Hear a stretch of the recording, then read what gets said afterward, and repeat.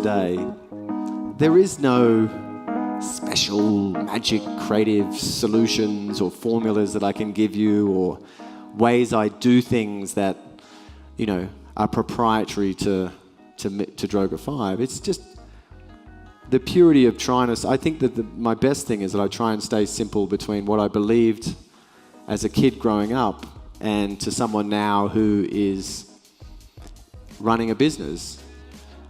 You can never guarantee that you're more talented than anybody else. But you can guarantee you can work harder than anybody else. And I figured if I could combine those two, then I'd maybe have got a chance of doing something interesting. To be able to create something, to have the chance to create something that can actually build its own momentum, then that's where I think it's amazing. And you see that all over the world now. Think of some of the ideas that are coming out of Colombia. Think of, like, they're tangible, they're real, they contribute to society. Like, that makes the culture of our agency richer.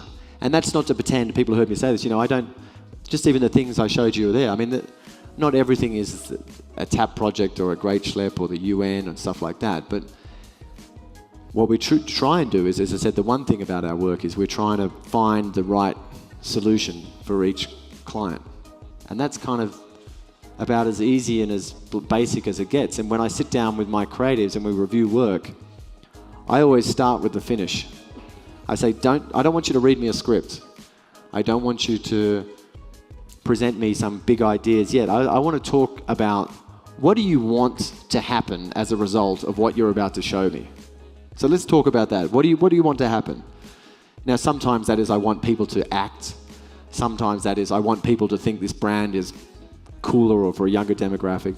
Sometimes I want people to run out and donate something. You know, whatever the brief and the mandate is, I always try and start to, like, what is the ask?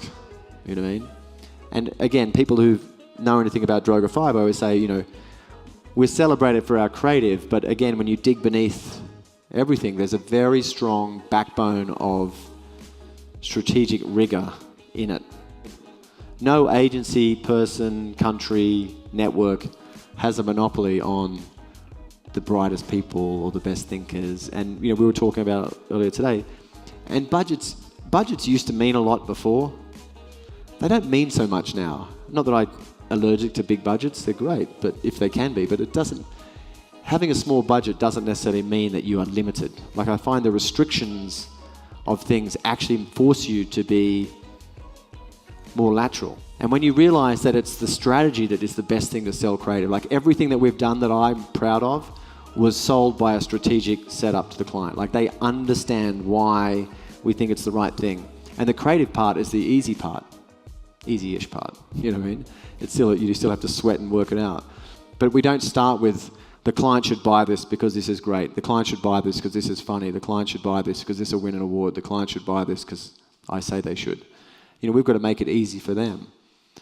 The industry's changing. We don't have all the solutions, but we're trying goddamn hard to make a dent on it. And, you know, people have heard me say this as well. You know, I'm not trying to change the advertising industry. I'm trying to change my advertising industry.